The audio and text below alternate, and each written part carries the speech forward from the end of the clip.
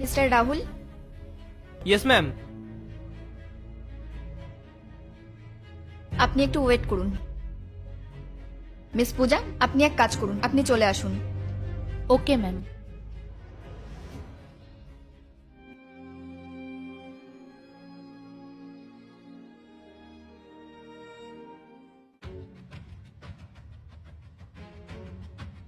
Ma'am এবার আমি যাব তো?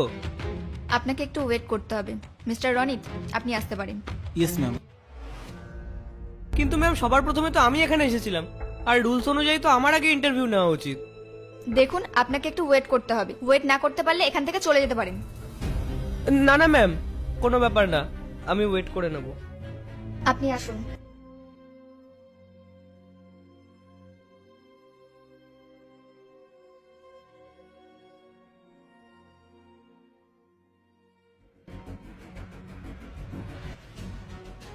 ম্যাম ম্যাম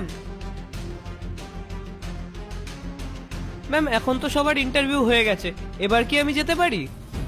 তুমি এখনো এখানে কি করছো? সবার তো ইন্টারভিউ হয়ে গেছে।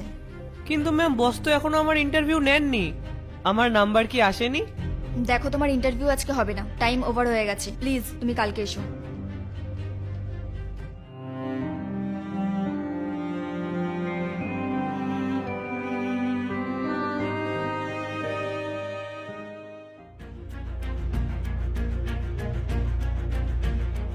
ম্যাম আমি এসে গেছি। তুমি তুমি এখানে কি করছো? ম্যাম আমি তো ইন্টারভিউ দিতে এসেছি, আপনিই তো আমাকে কালকে বলেছিলেন আসতে। কিন্তু ইন্টারভিউ তো হয়ে গেছে। দেখো, তোমার সিলেকশন আর হবে না, তুমি যাও এখান থেকে। ম্যাম এটা আপনি কি বলছেন? কালকে যখন সবার ইন্টারভিউ হচ্ছিল আপনি আমাকে মানা করে দিলেন, বললেন কালকে এসো, তাই আমি আজকে এসেছি আপনার কাছে ইন্টারভিউ দিতে। আর আপনি এখন আমাকে মানা করছেন? ম্যাম আপনি একবার আমার ইন্টারভিউটা নিয়ে দেখুন, আমি পাক্কা সিলেক্ট হয়ে যাব। দেখো, তোমাদের মতো লোকেদের এই কোম্পানিতে সিলেকশন হবে না। আর তাছাড়াও আমরা পঙ্গু লোকজনদেরকে হায়ার করি না। ম্যাম আমি মানছি আমি পঙ্গু, কিন্তু এর মানে তো এটা না যে আমার মধ্যে কাজ করার কোনো অ্যাবিলিটিই নেই। ম্যাম আমি আপনাকে আশ্বস্ত করছি, আমি মন দিয়ে নিজের কাজটা করব, আর এই কোম্পানিকে আরো অনেক উঁচুতে নিয়ে যাব। ম্যাম প্লিজ আমাকে একটা সুযোগ দিন, আপনি আমার সিভিটা দেখুন। আমার তোমার ডিগ্রি দেখার কোনো ইচ্ছে নেই। তুমি নিজেই ঠিকঠাক দাঁড়াতে পারো না, আর তুমি আমাদের কোম্পানিকে কি সামলাবে?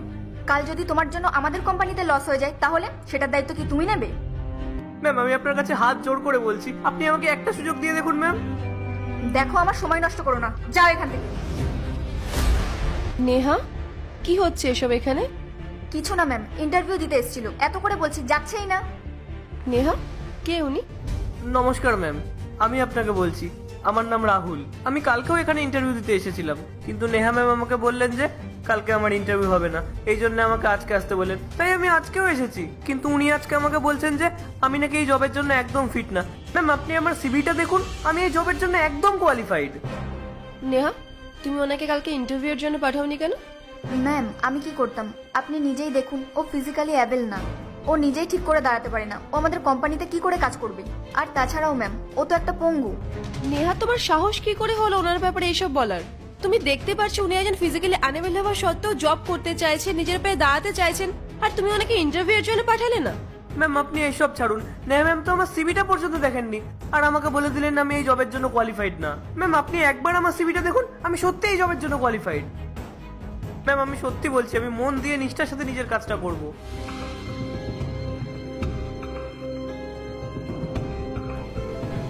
দেখো নেহা, উনি তোমার থেকে বেশি কোয়ালিফাইড।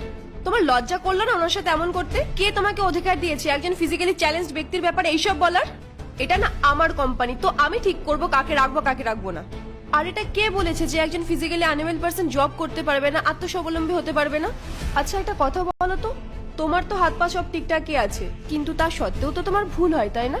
তারপরেও তোমাকে আমি জবে রেখেছি, বের করে দিই তোমাকে। Ma'am, I am really sorry.